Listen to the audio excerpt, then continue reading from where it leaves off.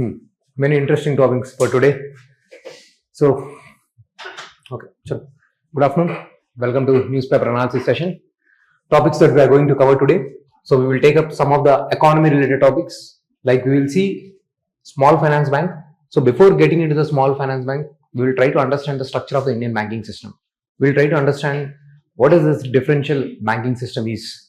So, I'll try to provide you the bigger framework, the structure of the banking system and where the small finance banks come into the picture and why these are important. So, why it is in the news. Okay, this way we'll try to understand about the small finance bank. And then yesterday also I was talking about India is not investing much on the R&D. I was talking about this thing, and there is an article on the business standard. So I have picked up that thing, and I have tried to provide the content because same things are happening. Like we have discussed yesterday one index also, where India is lagging behind in the critical technologies, most important technologies. So again, the same articles are repeating. Okay, so some article has come on this thing, and I have provided notes and content on this. I'll try to discuss that aspect as well. Okay, then another important topic from the economy that has come up is the GST. GST is very important thing, and it's been already 7-8 years since it has come into the picture. So very high chances question can be asked. There are certain themes which UPSC is repeatedly asking. Certain themes will be repeated every alternate year. GST is one such area, taxation is one such area. Okay, so these are the areas that we are going to focus today. And apart from this, we have already discussed about the green hydrogen concept, and Adani is going to set up green hydrogen plant. We have already discussed. So today we will revise what is green hydrogen. Okay, so your friends will answer what is green hydrogen today. Since West Asia is in the news, so you might have seen Iran has launched missile attacks in the on the US bases, and Qatar is the one region which got the missiles. Okay, so we need to see where is this Qatar and all those 6 Arab countries. You must know 6 Arab countries. I have provided it in the map. So every day, if you observe, we are also doing the mapping series. We are also doing the international organizations. We are doing economy. We are doing polity, governance, everything we are doing. You need to be consistent in the same way, and you need to practice these mapping sections. Okay, only then you will be clear. Like I mentioned, please carry the atlas books every day. Those things are being provided. If you by yourself, if you open the map and if you look at those geographies, then it will settle in your mind. It is not going to settle in one day. Even if you learn certain things, if I ask you which countries border the Caspian Sea, you will again get confused. Is it Iran or Turkey or all these kind of questions? It will come into your mind. Okay, so you need to do these things on the daily basis. Okay, apart from this, Pinaka multi-barrel rocket launcher system. This is being indigenously developed. See here, in one system, there are around 6 missiles. Here 6, total 12, 24. Okay, so in this way, this is the 12 missiles launching system. This is the system that we are talking about. This is called Pinaka multi-barrel rocket launching system. This is the system. We are developing this system indigenously with the private participation. Not government alone, with the public-private participation. Not everything can be developed with the government alone. We need the participation from the private sector. This is one such missile system which is being developed indigenously with the support of the private sector. So that way it is become important. These days, everyone is talking about Atmanirbhar. Okay, self-reliance, not depending on the other nations for the defense purposes. We need to develop our own ammunition. We need to develop our own missile launcher systems, rocket launcher systems. So in this way, India has developed its own rocket launching system. So Pinaka multi-barrel rocket launcher system is developed by the DRDO and the Tata Advanced System Limited. So DRDO and the Tata in the public-private partnership. So for me, this is the most important thing. That's it. I'll remember this one point, and this is just for your satisfaction once you can go through. But for the exam point of view, what I need to remember, this is the major one, that is what is its range and how many missiles can be launched, all those things. Just have some basic idea. It is indigenously developed along with the support of the Tata. Okay, it can be mobile, it can move. And what is the use of these things? So if they are launching some kind, if something happens with the Pakistan, okay, if the Pakistan is launching attack on us, so we can mobilize this rocket launching system to the border areas, and suddenly we can launch a rocket. Previously, you cannot hit target at guided area, means you cannot actually plan or guide the missile towards a particular location. Now we are also developing a variant in this which can hit with proper precision. Okay, guided Pinaka. We are currently in this Pinaka 3. So we have various variants in the Pinaka 1, 2, 3 which are changing its range 48, 60, 90 kilometers, and Pinaka 3 we are also making sure the accuracy will be improved. Currently we are just launching the missile. We are also developing the system where accuracy will be improved. So this is the just basic idea. Okay, you don't have to mug up or by heart. Okay, rapid programming, 12 rockets are programmed in such way, the navigation, AZ, elevation, all those things are not required. Just once you can go through, that should be enough. Okay, so we have inducted this system in our defense capabilities. Okay, so that is a point that we need to focus. India is focusing more and more on the indigenization of the defense technology. Okay, we have so far seen so many things. Yesterday also we have seen attacker ship. Okay, we have seen frigates. Then we have also seen various other things, like previously also we have discussed some of the things like where we are collaborating with Russia, we are collaborating with France and developing various things. So as we proceed, these questions can be independently asked in the prelims, or as a whole in the mains you will talk about how we are focusing on the indigenization of the defense technologies. Okay, this concept I do not know in what format UPSC will ask, but definitely you will get the question on UPSC mains, something related to our defense capabilities. What are we doing currently? So at what stage we are, how much we have progressed, what kind of measures that are being taken by the India to promote the defense technologies in India. So on these things broadly a question can be asked. So this is about the Pinaka multi-barrel rocket launcher system developed by the Tata and the DRDO. Okay, so PPP mode missile delivery system. Variants are there. The third variant is the more precisely can be hitting the target. This is our concept of the Pinaka. Now see here West Asia mapping. Okay, this is the aspect I told you. What is the strait called? Strait of Hormuz. Okay, so how much amount of oil is flowing from the Strait of Hormuz for the India especially? 40 to 60%. Okay, this is the area. If this area is blocked, India might struggle, right? Because this area, this is very narrow. So Iran can block this passage. So it is going to hurt the others. USA said, China, okay, you put pressure on the Iran because Iran is your bro, it is your friend. Okay, Iran is moving towards the self-destruction. Okay, because Iran's economy is not just the Iran, even this Arab nation's economy is dependent completely on the oil and the gas exports. If oil and gas are restricted, so these countries are also going to suffer. For the Iran, it is also like, anyway, I am sinking, let others also sink. Okay, Iran is also thinking in that manner. So this map is very important. Can you see here this Qatar? Okay, Qatar's capital is Doha. Very important. Okay, this Qatar is not an island. It is a peninsula. Okay, it has only border with the Saudi Arabia.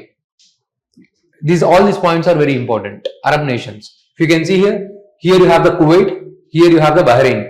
Okay, and here United Arab Emirates, Oman and the Yemen. Okay, so they may ask you, what are those 6 Arab countries that are part of the Gulf Cooperation Council? These are also, this is the Gulf of Persia. Persia means Arab nations. When we say Persian countries, basically we are talking about the Arab countries. They all together came together to cooperate among themselves. Okay, these are called as the Gulf countries. You have all the 6 countries except the Yemen. Yemen is not there. You can also think the logic. Yemen is basically supporting the which country? Currently the Houthis, the extremists. Okay, they are also supporting the Iran. Okay, currently Yemen is not part of this thing in this grouping. If you can see here, I have given the Gulf Cooperation Council. It has these 6 members. Okay, UAE, Saudi, Qatar, Oman, Kuwait and the Bahrain. This is the Gulf Cooperation Council formed in the 1981 to support themselves. In all these countries are basically developed because of oil. Here there is no human development.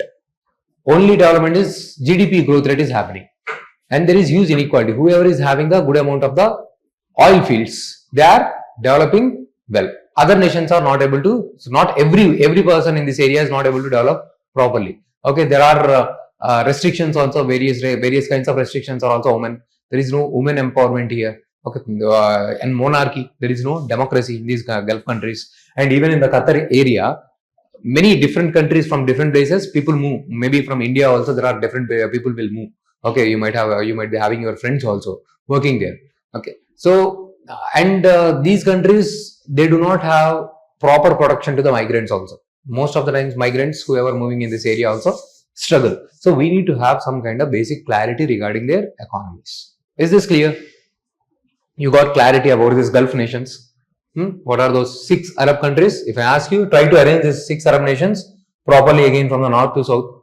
You know who is the country that is having borders with the Qatar, and then see which countries are moving towards this side. Okay, have the clarity of the map, their locations. Okay, it is very important. Definitely you will get the question because it is burning.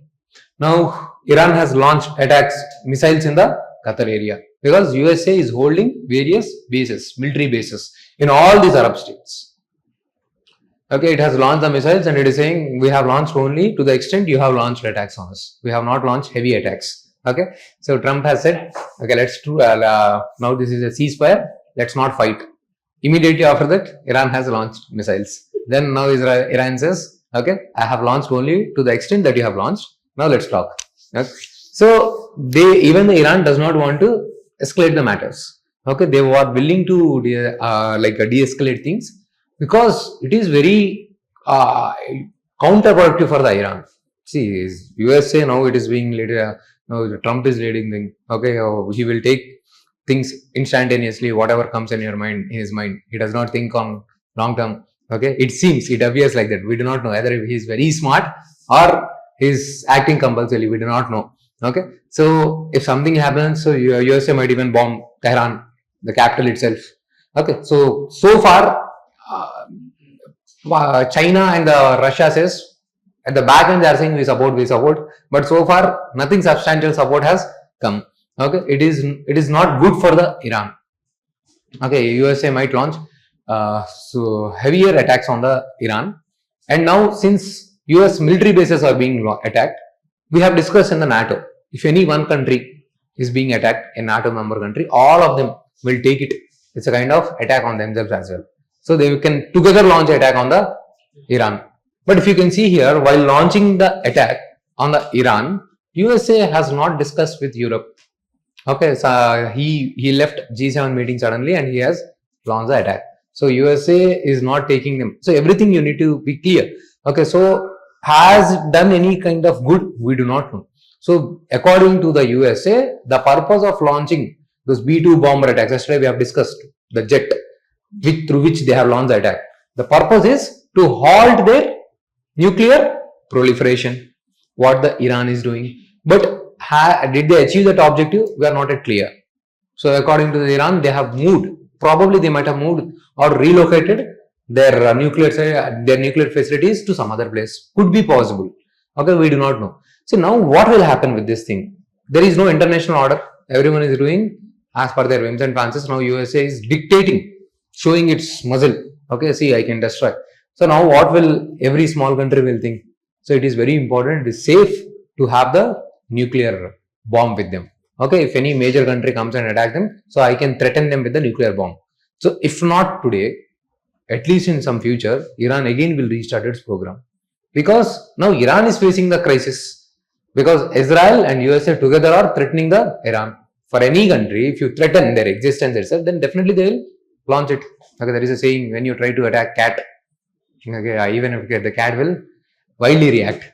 Okay, so but for me, I think cats are like, even if you normally tease them, they'll attack. Okay. Okay, so I don't think cats are like that. Okay, I have never seen cat is just running away. Okay. So this is what happens if there is no international order. Okay, so that's why in the GS4 they have a topic called international ethics, international law. So collective sovereignty, collective security, international rules has to be adhered to. Basically, if you have to attack this way, now if you see this, USA has attacked some other country. It is violating their sovereignty. Any such attack has to be done only after approval by the UNSC, United Nations Security Council. This is one of the principal organ of the UN.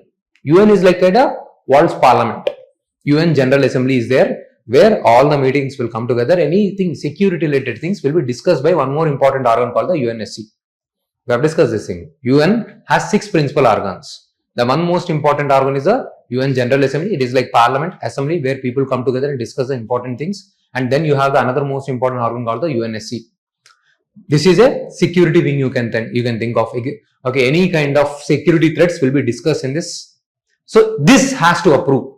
Okay, go and attack. This can be a kind of security threat, but no such kind of resolution passed in UNSC. USA has unilaterally attacked it. There is one more organ of UN, International Court of Justice. Any kind of legal disputes will be taken care by the ICJ, International Court of Justice. But nothing, no such rule, no precedence has been followed. This only will push the world, every country towards polarization. Every country will try to form groupings. Every country will try to enrich more and more uranium. They will be prepared to have the accumulate more and more bombs. Okay, so such kind of rat race can happen in accumulation of the bombs and all. So these are the not right signs. We need to see. So ultimately de-escalation will happen because Iran do not have any kind of options, no choice. No. It can't fight with the USA. It is not possible. So they are. Even USA has mentioned that we want to discuss. Let's make a deal. Okay. After that, Iran has said, okay, chalo, we'll do. Okay. We need to wait and see what will happen later on. So for us, from the exam point of view, this area is very, very important. This Gulf Cooperation Council, these areas and everything is. So far, Iran has never blocked this area. Okay. Previously, there was a Gulf war between the Iran and Iraq in the 1990s time period.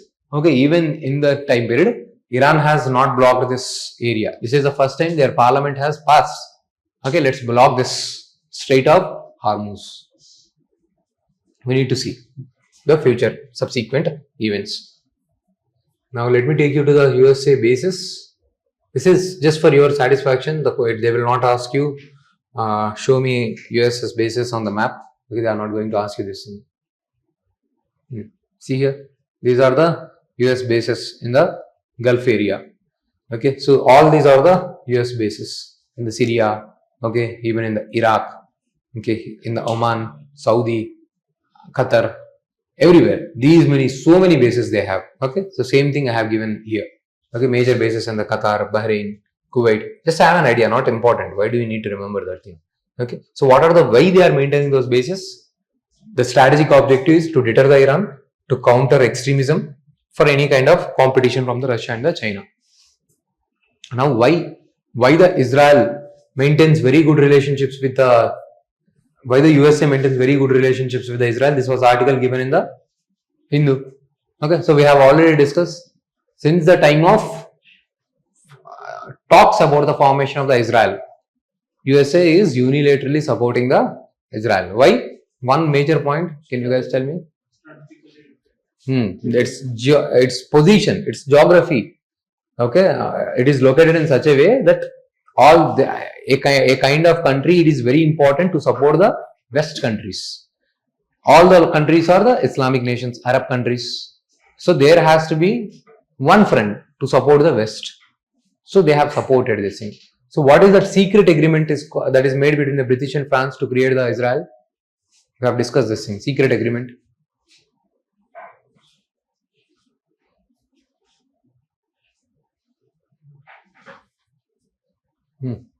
Starts with S. What is the secret agreement? You should not forget. In the 1916, they made a secret agreement called Sykes-Picot.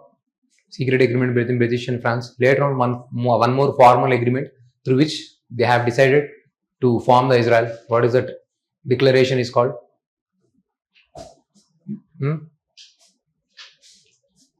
This question is going to come in the mains. UPSC mains this year they will ask what are the issues between Israel and Pakistan, Palestine. Okay, so Balfour Declaration. We have discussed Balfour Declaration. You remember? Balfour Declaration, through which they have unanimously accepted the formation of the creation of the Israel. within the Palestine area in the 1917. USA has also endorsed the thing. Okay, this Balfour Declaration, whichever the declaration that was there. Okay, so they have idea for supporting the Balfour Declaration was there since the 1919 itself. See here, there it was there, and USA has also first country to recognize Israel when it has declared the independence after the World War II. They said 2 countries has to be created.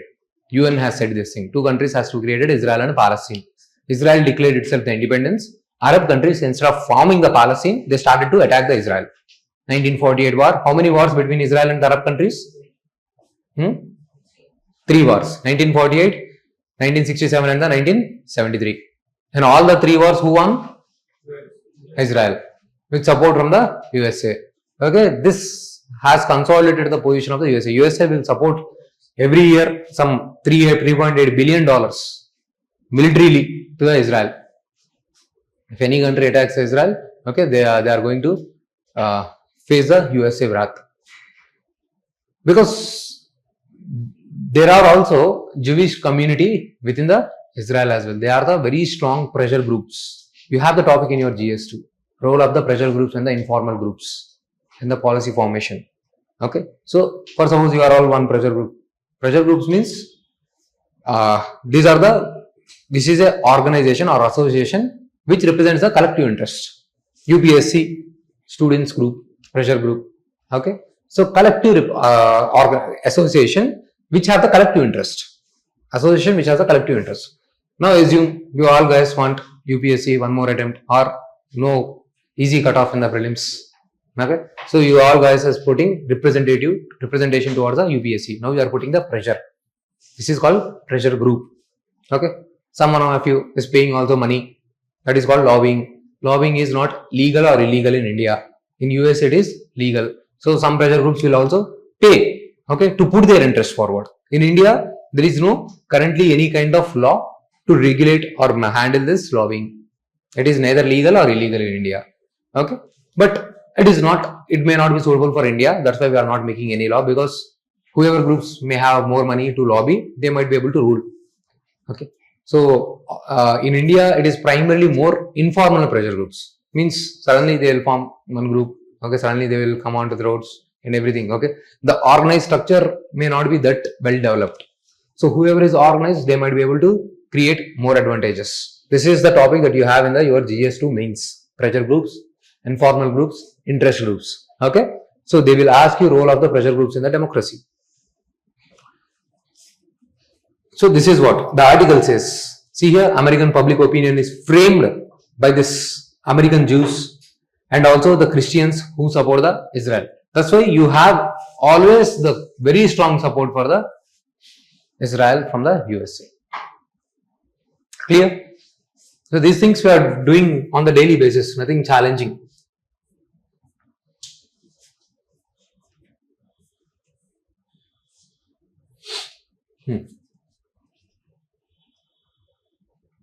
Okay, tell me what is this? What is the hydrogen energy and what is the green hydrogen?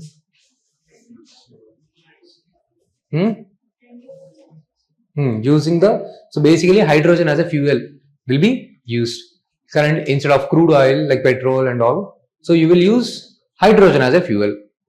So from where do you generate the hydrogen? Basically through the process of electrolysis, you will separate the H2O system to generate the hydrogen. But to make that separation, if I use coal, then that kind of hydrogen is called gray hydrogen. Okay. When I use renewable energy like wind energy, solar energy, then that is called green hydrogen. So we also have the green hydrogen mission. We want to utilize this thing. But currently, is it in a research phase or it is working? Research phase. We have discussed that day. 1 kg, how much will it cost? 480 rupees per kg.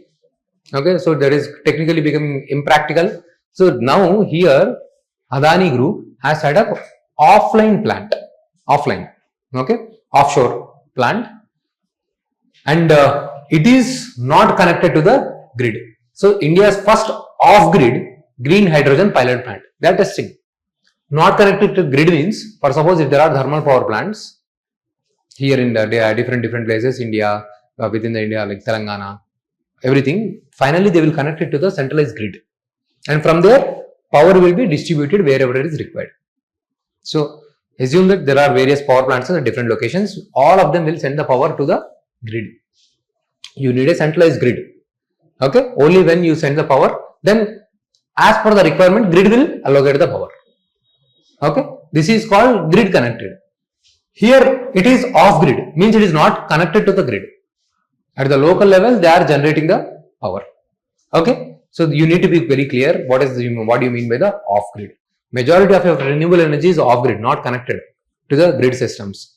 Evacuation is very difficult. For suppose some person is using the solar panels in some hilly areas and generating the power, limited power, maybe few thousand watts.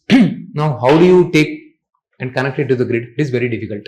So that's why we need to store it in the batteries. We are talking about the battery storage systems. That's the day we have also discussed in the Delhi. Major battery power plants has been established. Using the batteries, we are generating the power.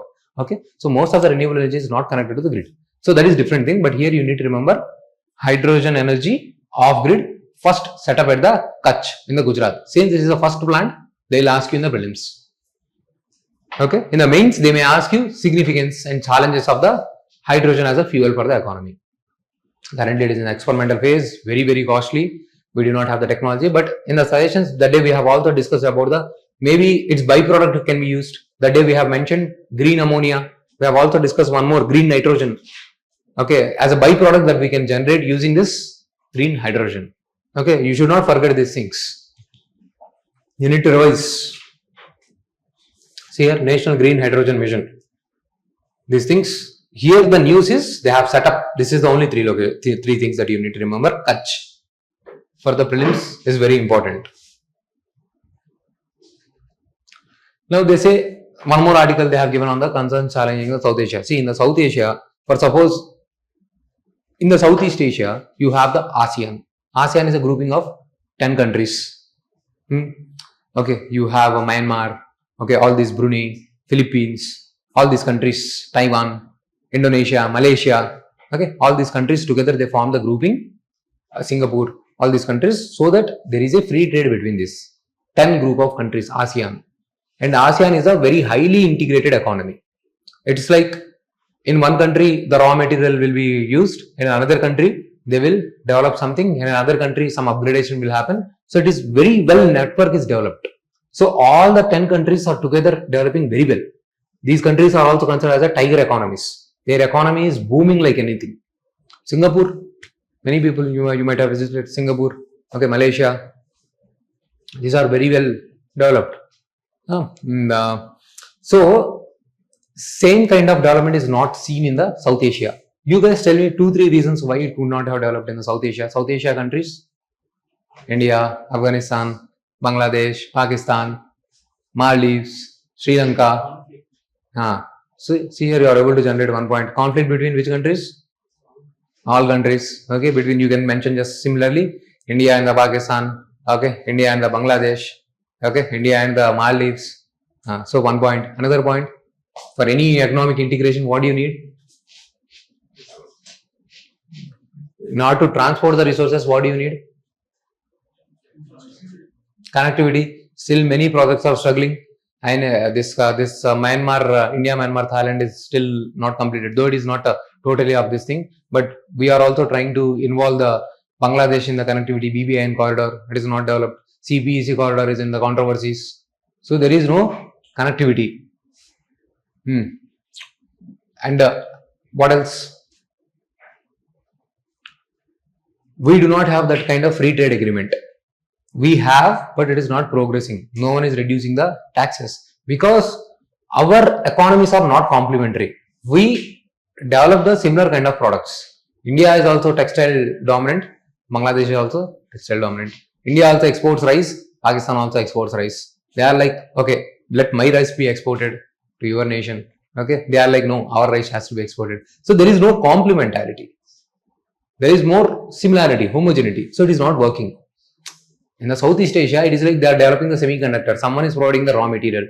Someone is developing the chips. Someone is fabricating them. Someone is doing the design. Okay, someone is developing the integrated chips. Someone is developing the electronics using all those things. Someone is developing the refrigerators, mobiles. Here we are all developing same mining products. Okay, steel, iron. Okay, we want to sell agriculture commodities and all. So no such complementarity is being developed, and we are not well connected. It is also very difficult also. So it is very easy to mention in the article. Okay, so we have to take progressive steps. We have to make the connectivity and all, but still it is very difficult. But what India should do is SARC minus Pakistan has to be done. So all the countries should go forward, neglecting the Pakistan. That is the only feasible option. So we should not include the Pakistan, and overall entire South Asia should not struggle. India should make steps that you are doing South Asia minus a Pakistan and progressing forward. So SARC is one such grouping. All these South Asian countries came together, formed a group to cooperate among themselves, to support themselves. What kind of problems the South Asian countries face? Tell me the problems generally the South Asian countries face. Terrorism. Okay, come in the economy also. Only you are in the war mode.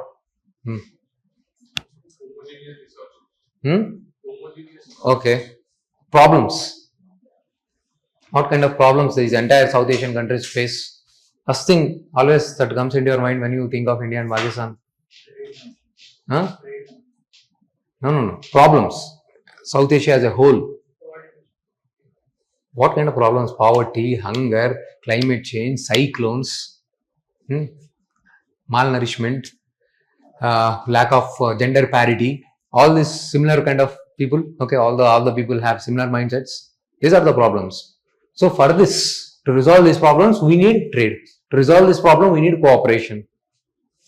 Okay, the problems are these things. Instead of focusing on this hunger, poverty, malnourishment, we are focusing on attacking, defense and enhancement and all. Okay, so these things has to go. So that's why there is a SAR grouping as well as a SAFTA, but nothing materialized. Okay, so this way, these are the ways for you to approach your minds. When you will not study anywhere, like, okay, these are the problems, you need to think. These are the basic things. Okay, if they ask you, what is the significance of South Asian cooperation, or what is the significance of formation of groupings like SARC, you should be able to think by yourself.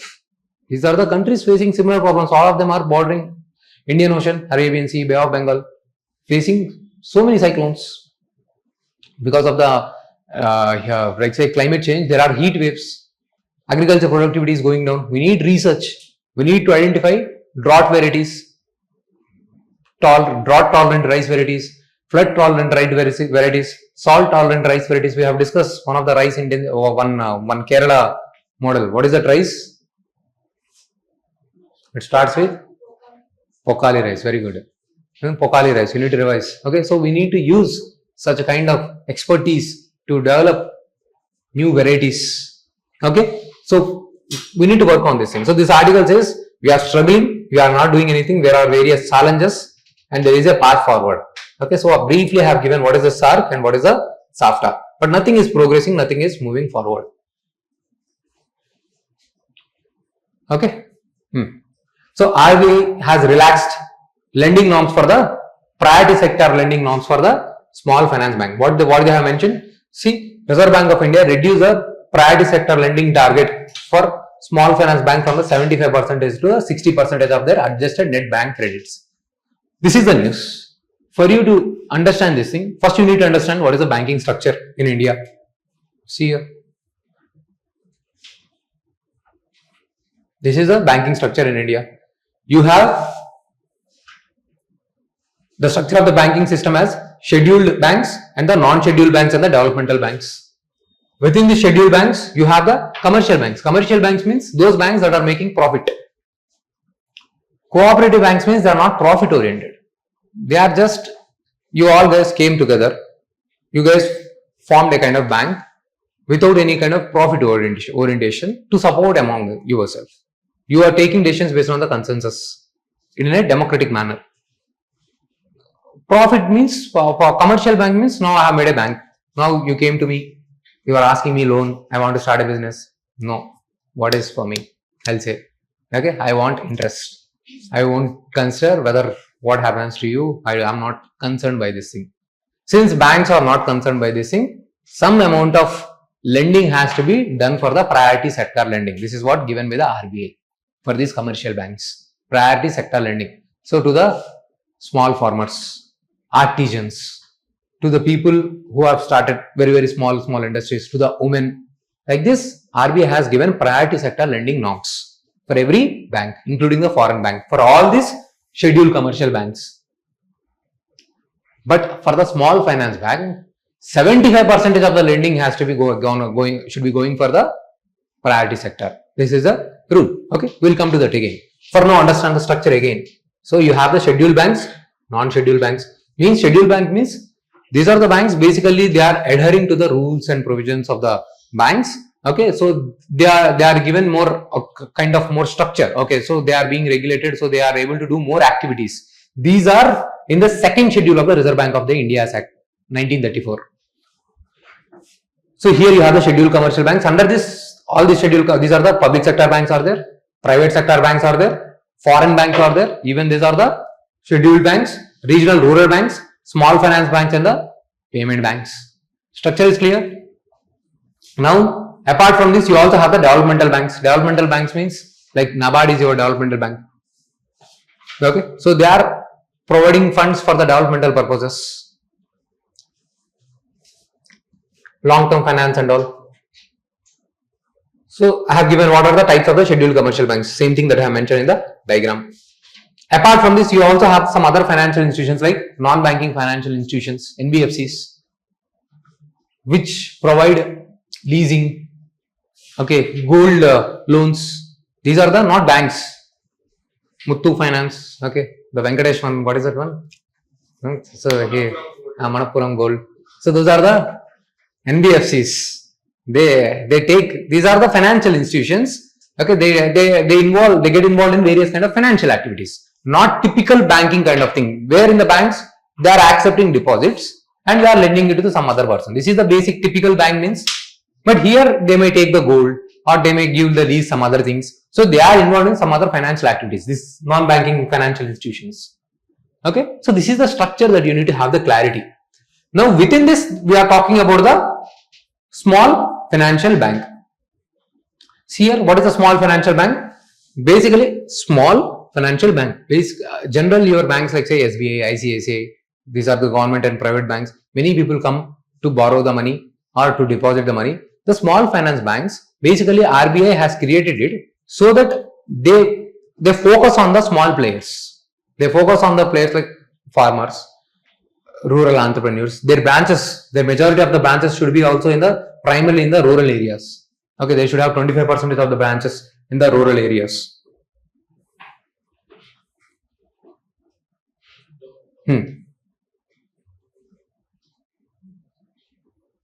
See, allocate at least 70% to the priority sectors like agriculture and the small savings. They are governed by this Banking Regulation Act. All the commercial banks will be regulated by the same thing, Banking Regulation Act.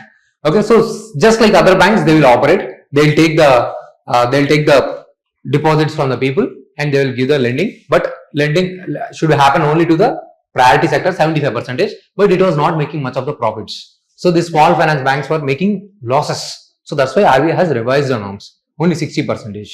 Okay. So their objective is financial inclusion, empowerment of the marginal groups. Once in the UPSC prelims, they have asked what are the objectives of the small finance bank. I think 2017 or 18. They have given 3 objectives. I think the 3 objectives were like this: 1, 2, 3, 1, 2, and 3. So now who can think, okay, this is not the option like this. Okay, so all of them are like focusing on this. These were the options like financial inclusion, empowered marginal groups. They have also given focus on the rural areas, rural entrepreneurship. But it was very confusing. Okay, most of the people, even me including, even I have included all. But UPSC has chosen only 2. Okay, it is not clear for sure. Okay, why it is only 2?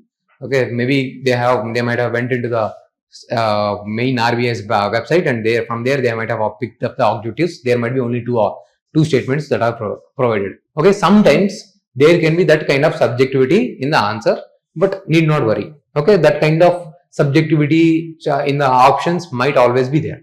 Okay, that's fine. It will be there every year. See how they work. and what kind of products and services, general banks kind of products, everything they will do. Now, apart from this general banking system, when we talk about the normal banks like your ICICI, HDFC, SBI, when you talk about these banks, we'll say these are the universal banks. These are the banks doing all the functions. They are not restricting to anything. Okay, they are offering you different types of the loans. They are offering you different types of the products, like say mutual funds. They will also offer you some other financial instruments, like say insurance also they might be involved in. So basically they are involved in various services, then we call it as a universal banking system.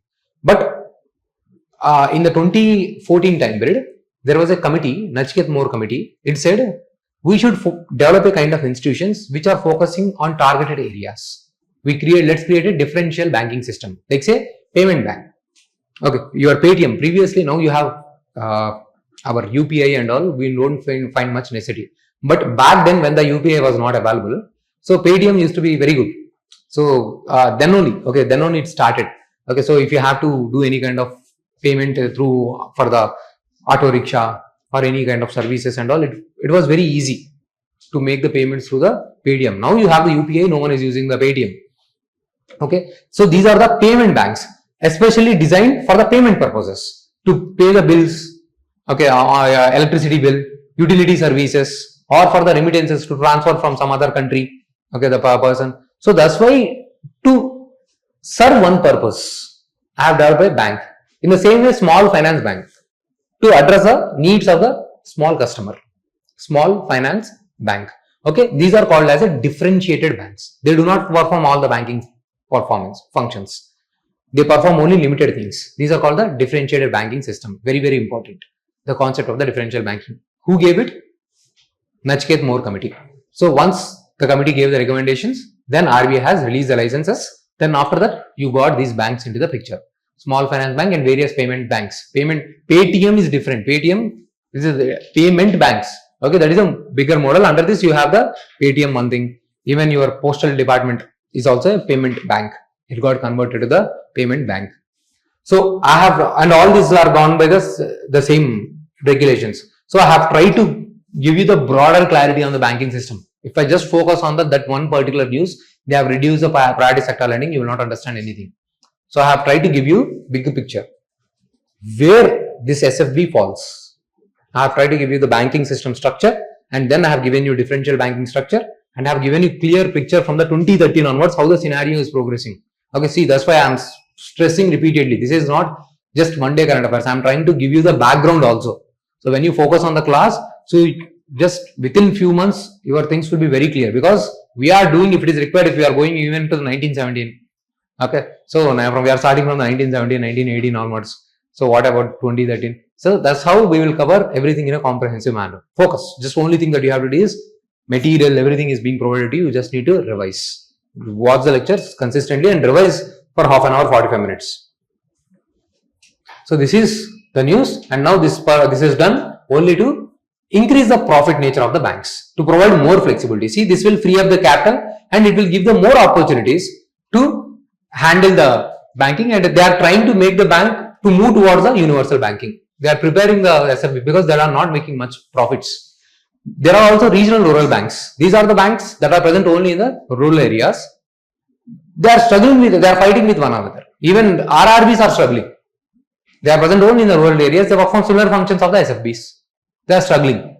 Okay, so your banks are making losses. Some people will think while going into the SFB, why to go in SFB? Okay, I will better go in the SBI. Why to risk? Okay, some people feel that kind of fear, even though they are banks only. They follow all the same kind of regulations. The RBI, whatever the RBI restrictions are there, like say we have discussed that day, CRR, SLR, we discussed. If you remember, if you don't, I don't think you guys remember. Okay, CRR, SLR, we have discussed. Okay, those are the restrictions that are imposed by the RBI on the banks. You need to revise, go back to home today, revise what we have discussed that day regarding CRR, SLR, repo rate, all those things. So all the banks will follow these norms. And they also need to maintain a paid up equity capital, 200 crore here. That is the base share capital that they have to maintain in case of any kind of losses. Clear?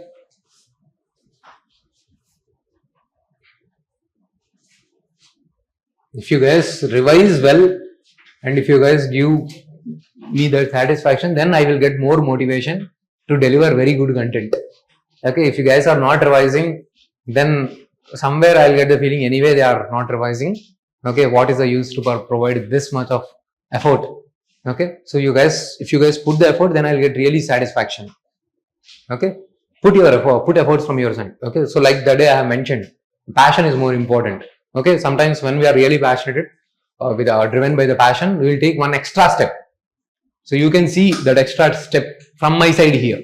I want to see that extra step from your side. Okay, so that you consolidate the content. Okay, so you just give your best. I don't want you to get too much stressed out of this. You just try, give your best, try to revise, that's all. Okay, eventually you will remember. It's not possible to recollect and recall. I'm not expecting once I ask you CRR, SLR, everything you are answering like this. Otherwise you will not sit here. Yeah? I know everything. Why to sit here? Waste of time. Okay, but just little bit, one basic idea you should be able to deliver. Okay, so you should not be completely blank. I have never studied, I have never thought CRR, SLR. You should not be that way. Something, little bit, something has to come. Okay, see here. Are we on track on this technological advancement? Everywhere AI is growing, and see Meta, Google, all these things they are offering 8-digit, 9-digit packages. See here, 9-figure compensation packages. Here you are asking for 60,000, 70,000 in the government jobs. Okay, they're 8 and 9 digits. In the government jobs, how much? Max 60, 70, right? So there is huge difference in the public sector and the private sector jobs. See, so they are offering the packages, but there is no supply. Okay, like say even in the BTech colleges, still they are teaching what I have read, what I have studied long back. Okay, not so long back, little long back. Okay, so they are teaching the same things. There is a need for change in curriculum. Okay, there is a need for change in the syllabus. Now everything is being, everything is AI, machine learning. So there is no updation of the course and all. So there is supply and demand mismatch. Even in the China, they are saying there is around, see a gap of 1.2 million. Okay, AI job openings are projected to exceed 2.3 million by 2027, while the talent pool is expected to reach only 1.2 million. So there is a very good scope for a huge amount of the jobs. But only thing is, you need to have that kind of skill. Completely, everything is going to change. Okay, so if I mention anything, okay, when I talk about the diet plan, you just hit on the AI, okay, you will get the diet plan. If you have to study, okay, governance, okay, you just give it there, okay, you will get it. Okay, so things maybe after 5 years, currently it is not that evolved, that perfect. You will get little wrong information, not that relevant information and all. But after 4 or 5 years, things will change. So we need to upskill. What India is doing, the next article was there. So like we have mentioned this thing, same thing, 0.65%, where we have discussed yesterday. The spending is very less. So the article says we need to take it to at least 3% of the GDP, our spending in the R&D. But how can you do if your spending is more on the defense expenditure, if your funding is more on the, one of the person, it was asked. So he has mentioned our spending should be increased to the 3%. Then the interview board asked, how will you increase? From where do we get the funds? And the person got blank. Then you need to think. So we have to reduce our wastages. So that's why we are doing reforms in the pension sector. That's why we have moved from the old pension scheme to the new pension scheme. Can you recall? We were over new pension scheme. Today we are talking about again unified pension scheme that we have discussed. We are also talking about the reformation in the subsidies, various things. That's how rationalization of the schemes. We are introducing the new taxations system. GST has been introduced, new schemes. So that's how we are able to generate more money. We need to evolve in that direction. So that is how we have to take it to the 3%. So this article also says we are doing in the Global Innovation Index, India ranked 39th globally in the 2024 and 10th in the 2025. So when you write the mains answer, you have to substantiate using these facts. We are progressing. You'll say, you are saying only we are progressing. On what basis you are saying? Okay, you'll say this way. In the Global Innovation Index, we are progressing. We are not progressing, we need to do a lot. On what basis? You will say 0.6% only. Other countries are spending this much. Okay, private sector, I told you, 36%, only 36%. Rest of the investment in the R&D is coming from the government sector. So there is much focus from the private sector. This has to change. These articles have come in the business standard. Some article from the Indian Express I have taken up. Okay, so I have covered 3 newspapers for you today. Now this is also article they have cited in the given in the business standard. See, GST. What is this GST? Understand in very basic format. So let's assume there are previously various taxes. For suppose a person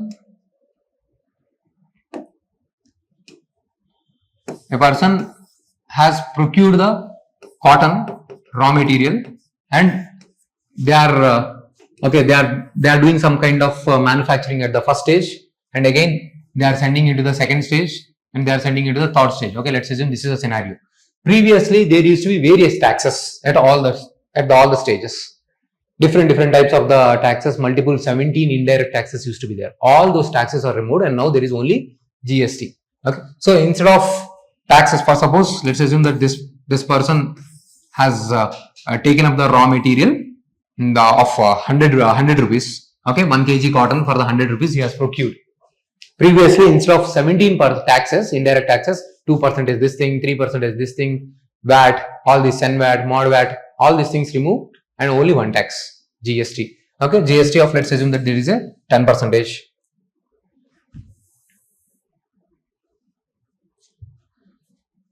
Now assume previously what used to happen is, for suppose this is 100 rupees. Okay, let's assume, okay, this is the first person who has purchased, and like let's say another person, and there are 3 persons. Okay, here. That means I'm talking about the supply chain. Initially, this person has procured the cotton raw material. Later on, he has designed something. Okay, cotton cloth he has designed, and then he has sent to the textile industry. They have made it a kind of total proper shirt with a recent Pawan Kalyan style, and then they have sold it to the customer. Okay, this is the final thing. Now, previously there used to be a cascading of the tax. So, assume that there is a taxation which is a 10%. So, here I am imposing 10% tax. So, the price will become 110 rupees. Now, here again I am, this person has done some kind of value addition. Okay, so this B person purchased material from the A. Then, his final price is a 200 rupees. Then again 10% tax. Then the price becomes 220 rupees. Then this person again C procured material from the B. He is selling it for the 300. Again 10% tax. So again 10% means 30 rupees. So the final product is 330 rupees. This is what is happening. There is a cascading of tax at every level. At every level you are adding. See here, you are adding 10% on the 200, that means 20 rupees again here. In this, within this 200 rupees, already on 100 rupees you have paid the tax. Here within this, there is a final product of 300 rupees, you are paying 10% tax, but this person has only added 100 rupees. Ideally, the 10% should be on this 100 rupees, but you are adding tax on the 300 rupees, that means you are adding tax on these 2 items as well again. This is called cascading effect. Cascading effect is happening, and finally you are getting shirt for the 330 rupees. Now after GST, tax will be added only on the value addition. So here this guy has done the value addition of 100 rupees. So I will add only 10 rupees tax. And here I will add again 100 rupees. I will not add, see this guy has not added this is 110 rupees and here it is a 90. And here this person, out of the whatever the final process after the tax he is adding, he is doing the value addition of 80 rupees. Let's assume that thing. Let's draw one more diagram. You got the cascading effect clarity, right? So now I will show you this thing.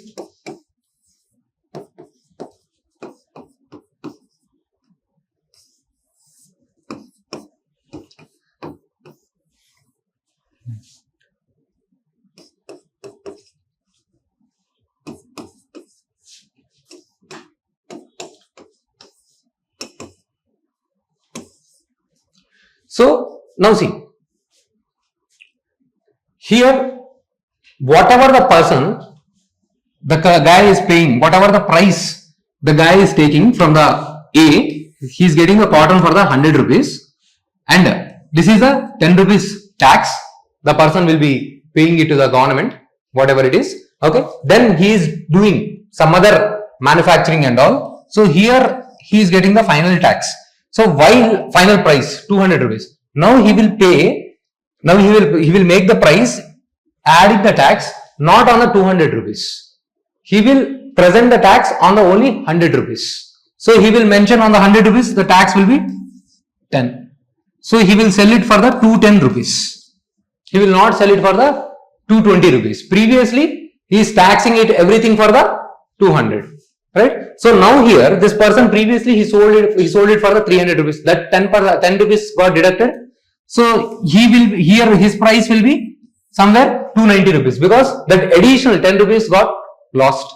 Now this person has added only somewhere between 10 to 90, he has added only 80 rupees. Now I am adding 10% only on this 80 rupees. So here I am getting 8. So overall you are getting tax of 218 rupees something.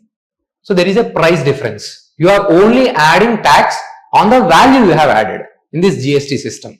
So with this what happens?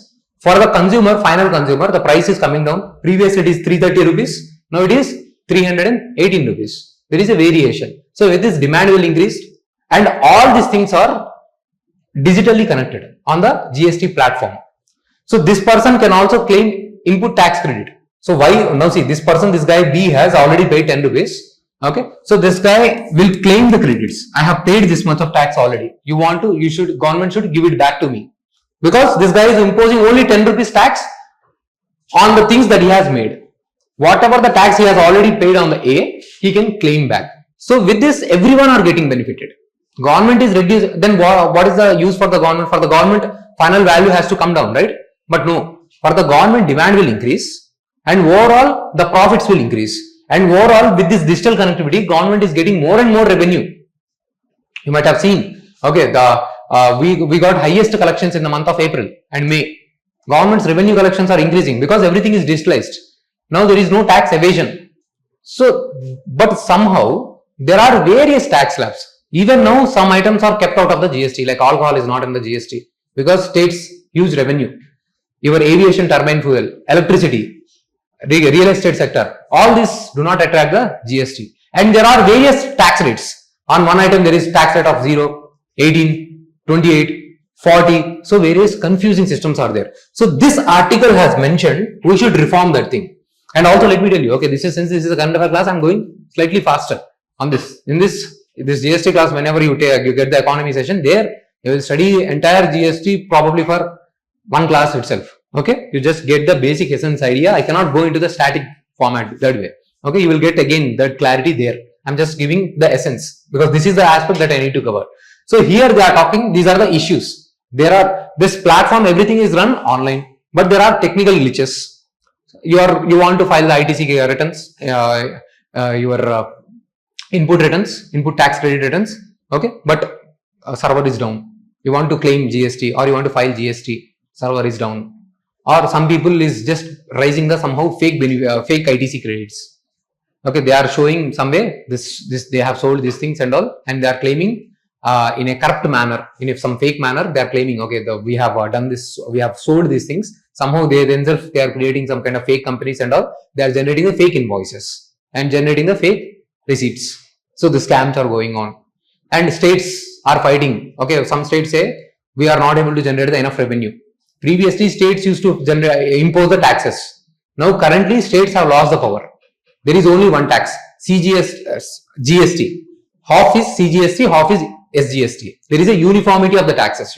States say we are losing the money. So that's why central government has provided for the compensation for few years.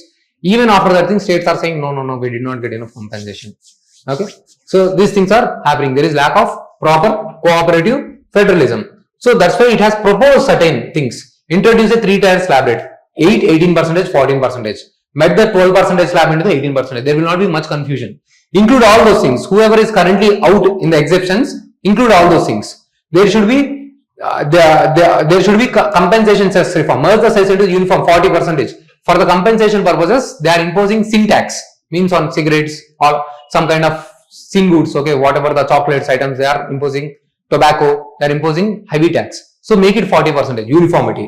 All those things that are currently left out, for suppose petroleum, bring them thing under the GST as well, so that you get the uniformity and entire thing can be reformed. If the UPSC asks mains question GST, so entire content that is required, it is here. What is GST? Features of the GST, issues of the GST, and the proposed reforms. Complete answer of 15 marker is present, and there is high chances question can be asked. And these are the recent things, new update. When you try to write content from the current affairs newspaper, you will get edge, you will get more marks.